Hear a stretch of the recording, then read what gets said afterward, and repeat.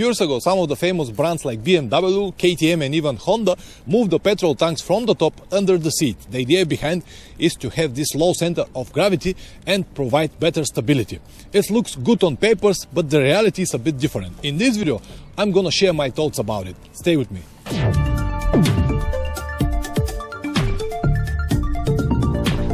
Welcome back in the channel, guys. Before you attack me with comments about the laws of physics and how the lower petrol tank is equal to lower center of gravity, which is better for handling on and off-road, let me tell you a few things. First of all, I'm not a physician. I'm a simple guy, rider like 99% of you. I have to explain you the things the way I understand it, relying only on my personal experience. Second, as you already know, my language skills are limited. So even if I have all of the necessary knowledge, I cannot say it properly, but I ride motorcycles for many years, and also I have tested some of the models like BMW 800 GS, KTM 690, Husqvarna 701 and Honda NC 750, all the models with tanks under the seats. And the third is that everything I'm about to tell you now is based only on my personal observations and conclusions, which is mean that I might be wrong and my words shouldn't be taken as a granted. I will suggest to go and test everything by yourself. With all of this being said, let's go into the conclusion. So the idea to move the petrol tank from here under the seat is to have the low center of gravity, or maybe it's right to say the low center of mass, and provide a better handling. But actually I have experienced something absolutely different. Let me explain it with more details. With the standard petrol tanks like I have on my Yamaha here on the top, the heaviest parts of the motorcycle are the engine right on the bottom, the tank somewhere in the middle, and the rider on the seat, which is mean that the center of mass is somewhere here on the level of the engine. When we move this heavy tank and install it under the seat, we actually move the center of mass a little bit lower, which is better for handling and provide better stability on the turns, on the low speed and any kind of maneuvers, which is absolutely right. When I have the normal riding position, sit like I sit now, it is definitely noticeable, especially as I said, on the turns and on the low speed maneuvers.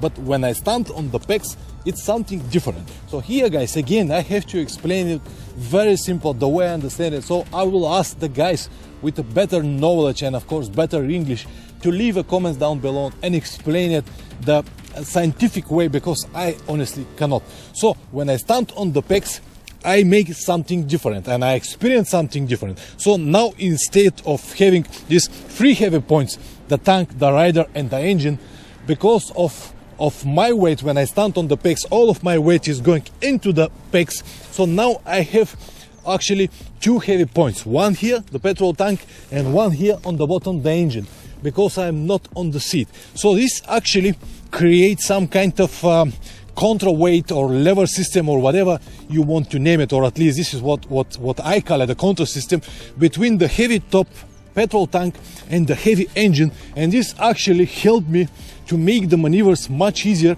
without using so much force on the handlebar.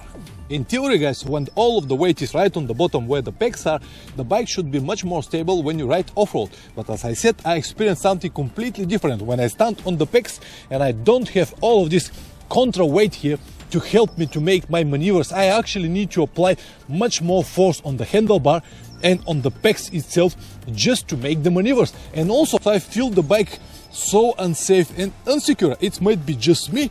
That's why I said, if every one of you experience this, just let me know in the comment section below. Another one very important aspect to consider is that when we move all of this weight from here under the seat, we actually move the center of mass as well. Usually it is somewhere here on the 90% of the motorcycles, but now with the lower petrol tank, it's moved maybe somewhere here in the middle of the bike, which from each side creates more force on the swing arm, on the shock absorber and the rear wheel as well.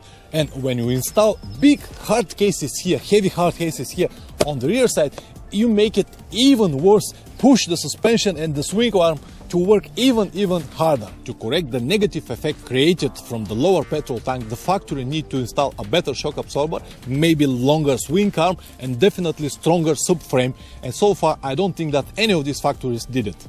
Another one con of the petrol tank under the seat is that when you travel and you put your saddlebags here or duffel bag on the top, it's actually block the way to your petrol. So every time when you need to refill the petrol tank, you need to remove it.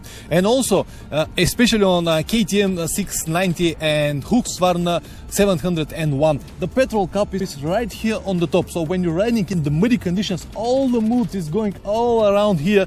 And actually every time when you unscrew your cap, the mud itself could go into the tank. I'm sure that many guys will argue with me, but the owners of those models, they know exactly what I mean. Again, you can tell me that I'm wrong and this is just my theory and there is no evidence about it, but 95% of the dirt bikes and even trial bikes, which are the low center of mass is critical, they have the petrol tanks on the standard position.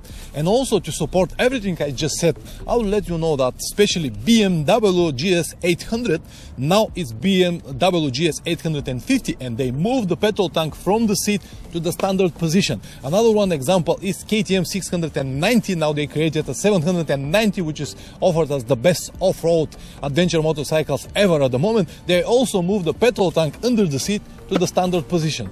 I think that all of this is a clear proof that I am on the right track. I would love to hear your thoughts in the comment section below, guys. Some of the advices you're leaving are priceless. Thank you very much. If you click on this window here, you watch a playlist with the middleweight adventure motorcycles, and here on the bottom, YouTube will decide what you're gonna watch next. As usual, guys, thank you very much for watching. Don't forget to subscribe and see you next time. Ciao.